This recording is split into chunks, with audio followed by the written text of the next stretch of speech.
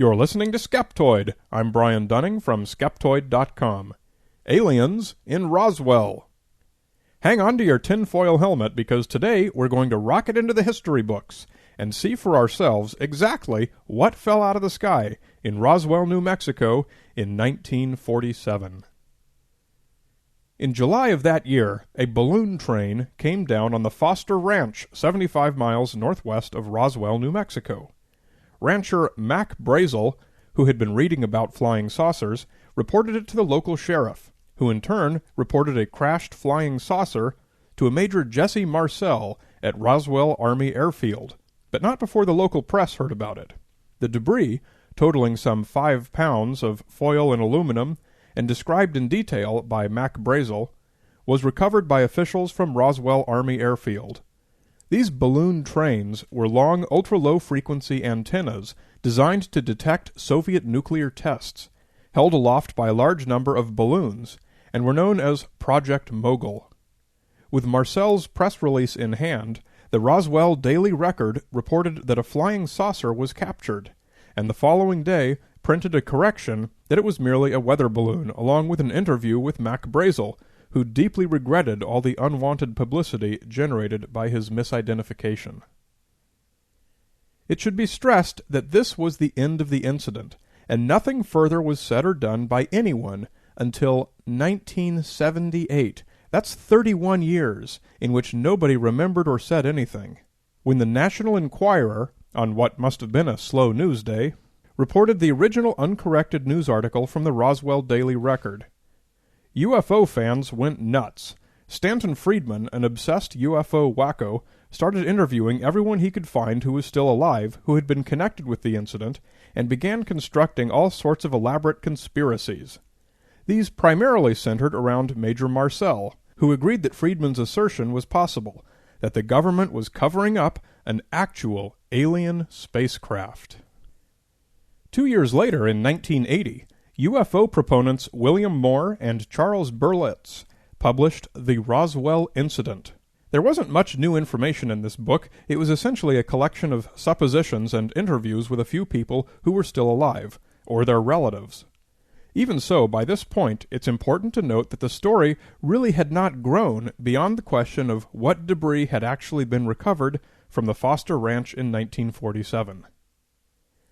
Upon the book's publication, the National Enquirer tracked down Marcel and published their own interview with him.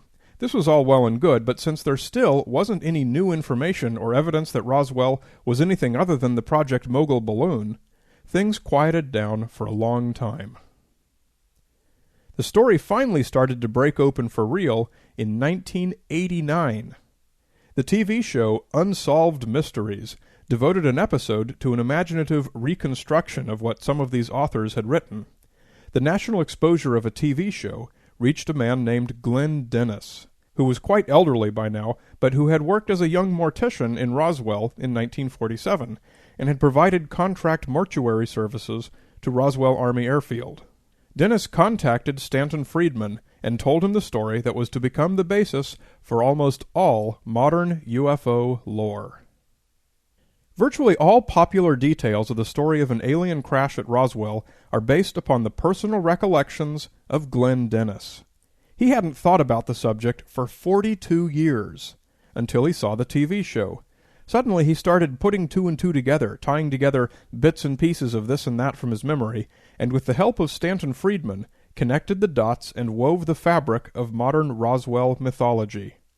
Authors Schmidt and Randall published Friedman's interview in UFO Crash at Roswell, published in 1991. This was the point that all the best-known details were invented: the multiple crash sites, the alien bodies recovered, the child-sized coffins, aliens walking around the base, a red-haired colonel making death threats, and the disappearance of a nurse who knew too much. 1991, sports fans, not 1947. What's worse is that Glenn Dennis's memory doesn't seem to handle dates very well. Air Force researchers have successfully been able to corroborate nearly all of Dennis's recollections, but what they found was that while nearly all the events he remembered did in fact happen, they happened over a span of 12 years. not around a single incident in 1947.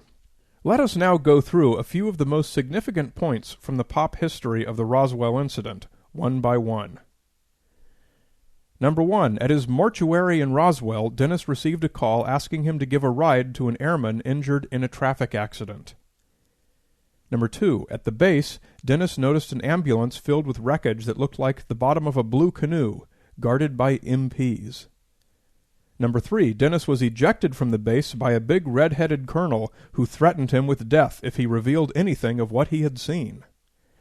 Number 4. Dennis tried to telephone a nurse that he knew, but was rebuffed by a head nurse nicknamed Slats, and whose real name was Captain Wilson. Number 5. The next day, Dennis successfully met with his nurse friend, who was quite upset over an autopsy on 3 bodies, which she described as black, mangled, and little. Number 6. Dennis learned of the inability of staff to perform an autopsy due to overpowering fumes from the bodies, which were then hastily moved. Number 7. All further efforts to reach the nurse were unsuccessful. He was told she was deceased, and Dennis never saw her again. Number 8. A creature with a huge head was seen walking into the base medical center under its own power. And now let's look at what each of these events really was, and why they couldn't possibly have all been part of something that happened in July 1947.